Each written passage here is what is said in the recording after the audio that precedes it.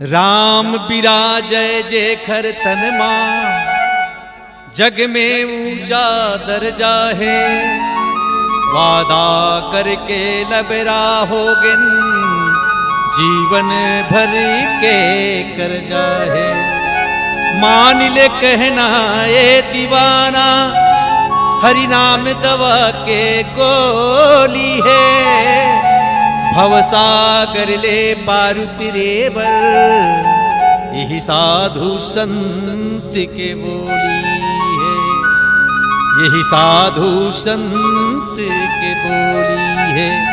लखन सिया राम चंद्र शंकर हरिओ। मानस प्रेमी श्रोता समाज, आप मन के बीच ये भजन लेके आवत हैं भाई पंचराम वर्मा जी, ग्राम मारिया टोला, जिला कबीरधाम, छत्तीसगढ़ की प्रस्तुति। भजन की बोल है तुर सुंदर काया हरि बिन तरसे।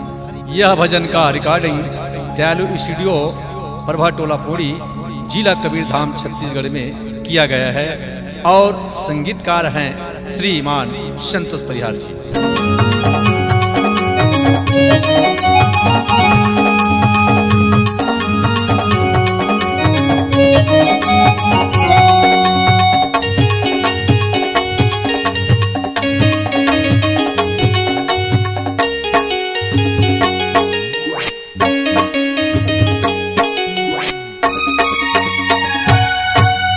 हो सुंदर तुर काया हरि बिना तरसे हो। रे हो सुंदर तुर काया प्रभु बिना तरसे हो। हरि बिना तरसे कागा, प्रभु बिना तरसे कागा, राम बिन तरसना। रे हो सुंदर तुर काया प्रभु बिना तरसे हो। रे हो सुंदर तुर काया राम बिना तरसे हो।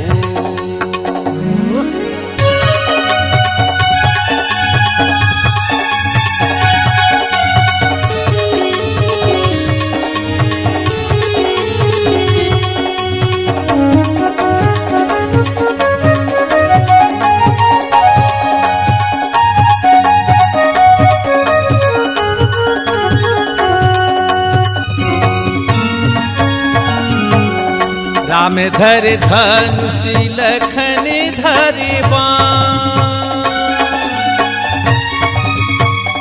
राम धर धनुष लखन धरि बाण।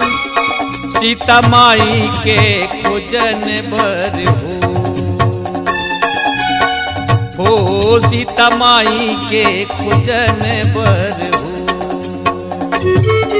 निकल गए हनुमान सीता माई के खोजन वर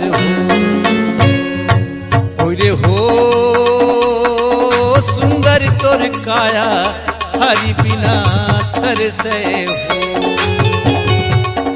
रे हो सुंदर तुर काया प्रभु बिना तरसे हो।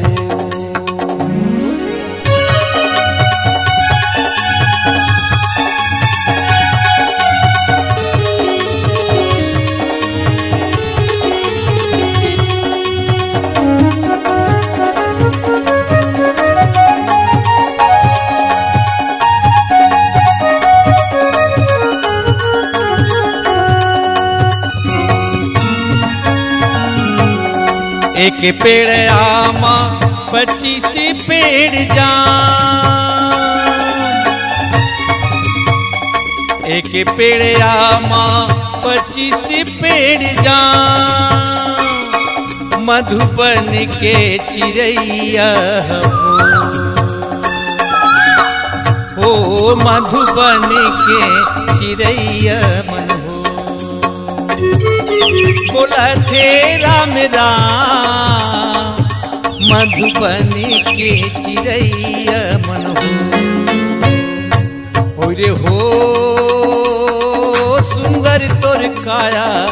हरि बिना तरसे हो। ओई रे हो सुंदर तोर काया प्रभु बिना तरसे हो।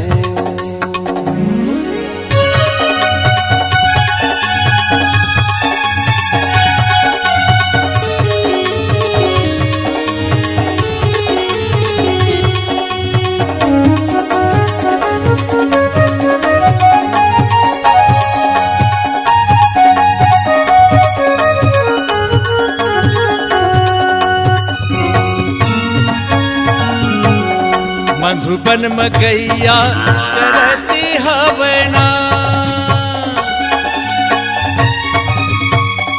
मधुबन मगैया चरती हवना, मन मोहना के बंसी हगा। ओ मन मोहना के बंसी हना, बजत हवना तोर सुंदर काया तरसे हो। ओरे हो सुंदर तोर काया हरि बिना तरसे हो। ओरे हो सुंदर तोर काया प्रभु बिना तरसे हो। हरि बिना तरसे कागा प्रभु बिना तरसे कागा, राम बिना तरसे ना। ओई रे हो सुंदर तोर काया प्रभु बिना तरसे हो। ओई रे हो सुंदर तोर काया राम बिना तरसे हो। राम बिना तरसे हो, राम बिना तरसे हो। छत्तीसगढ़ी गाना सुनने के लिए हमारे YouTube चैनल को सब्सक्राइब करें और नए नए अपडेट पाने के लिए बेल आइकॉन को प्रेस करें।